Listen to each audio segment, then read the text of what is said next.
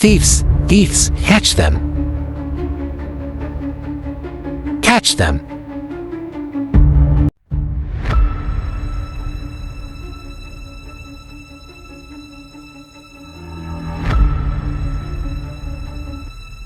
In the noble village of Umadim, there lived a wealthy and kind-hearted chief named Chief Majobuchi. Though he had no male children, he never once felt the absence. His heart beat proudly for his 5 beautiful daughters, and he often said, "They are more precious to me than 1,000 sons." He gave them the best education, fine clothes, and all the comfort wealth could provide. Yet, 4 of his daughters, Obiajili, Edeora, Kosiso, and Ujonwa, brought nothing but shame. They were greedy, always stealing from their neighbors, friends, and even sacred items from the market square. The surprising thing is that they never end up using those stolen items, they just derive joy in stealing. Villagers whispered, "How can the children of such a generous man be so wayward?" Chief Madu would call them into his chambers and ask, "What do you lack? Tell me, and I will provide. Why choose disgrace?" Their mother, Lolo Neka, suffered the most. She could no longer walk freely in the market without hearing mocking chants. Women's groups turned their backs on her. Every night, her pillow soaked with tears. But there was one daughter who was different. Chinoza, the firstborn, was gentle, respectful, and content. She stayed away from her sister's shameful acts and often cried in secret for the burden her family bore. One day, overwhelmed with sorrow, Chinoza walked to the village stream, her tears mixing with the water. There, she met a handsome stranger, Prince Ifani, son of the king. He noticed her sorrow. "Why do you cry, beautiful one?" She hesitated, then told him everything. She poured her heart out about her sister's shame, the burden it placed on her family, and the sorrow that never seemed to end. "I have heard of the shame in Chief Madu's household," the prince said softly. "So they are your sisters?" Chinoza bowed her head in shame. "Yes, sadly, they are." The prince reached out, lifted her chin. "Not every flower in the garden is spoiled. I see a pure heart in you." From that day, the prince visited her often, and in time, he invited her to a grand event at the palace. She arrived in modest beauty, but as she stepped into the palace hall, the king stood from his throne and thundered, "Stop. Do not desecrate my palace with your presence. Your family is a disgrace." The crowd froze. Chinoza, heartbroken, turned to leave when the Ezemio, the eye of the gods, raised his staff. Wait. He cried. "Why punish the innocent for the sins of others? Do not judge what you do not understand." The room fell silent. He turned to Chinoza. "Child, the fault is not yours, but your mother's.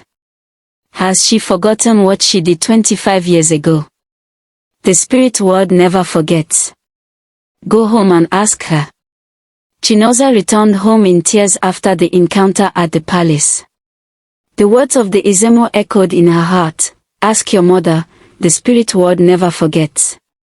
That night, she approached her mother quietly. "Mama, what happened 25 years ago?" Lolo Neka looked startled but quickly forced a smile. "What are you talking about?" "The Izemio said the root of our family's shame lies with you. Please tell me the truth." But her mother denied it. The next day, Chinoza asked again. And again the next. And again. For days, she begged, pleaded, even cried at her mother's feet. But Lolo Neka remained silent, her eyes clouded with fear and guilt. Then one afternoon, after another round of painful silence, Chinoza broke. She rushed to the kitchen, grabbed a knife, and stood in the center of the living room with tears running down her cheeks. "If you don't tell me the truth today, I'll end this shame myself. I'm tired of crying. Tired of being punished for something I don't understand. Her voice shook the air. Lolo Neka screamed and knelt down. No, no. Don't do it. Don't hurt yourself, please. You're the only responsible child I have. Chinoza dropped to her knees, trembling. Then speak, Mama, please. Just then, Chief Madu walked into the living room, seeing his wife sobbing, Chinoza on the floor, and a knife lying on the floor. What is going on here? He asked in confusion, his face full of concern. Lolo Neka, still on her knees, finally began to confess. You are my first daughter, she began, turning to Chinoza, and after you were born, I feared I would never give your father a son. He never asked me for one, he never pressured me, but I wanted to make him proud. I thought maybe a boy would make him happier. So I went to a forest priestess who said I would bear a boy next. She wept harder. She gave me a concoction, but I still gave birth to girls. I went back again and again. Each time, she gave me something new, blaming me for not using the dose correctly, and gave me another. Then another. I drank everything she gave. She looked at her daughters, her tears unstoppable. I didn't know she was stealing their destinies each time. I was poisoning my own children. That is why they became what they are. Chief Madu sank into a chair in disbelief, his hands covering his face. Why, Neka? He asked. Why go behind me? I loved my daughters. I never wanted more than what the gods gave me. I was desperate, she cried. Chinoza asked, is there no solution? I don't know, her mother sobbed. She may be the only one who can reverse it. The next day, they journeyed to the forest shrine, only to find it abandoned.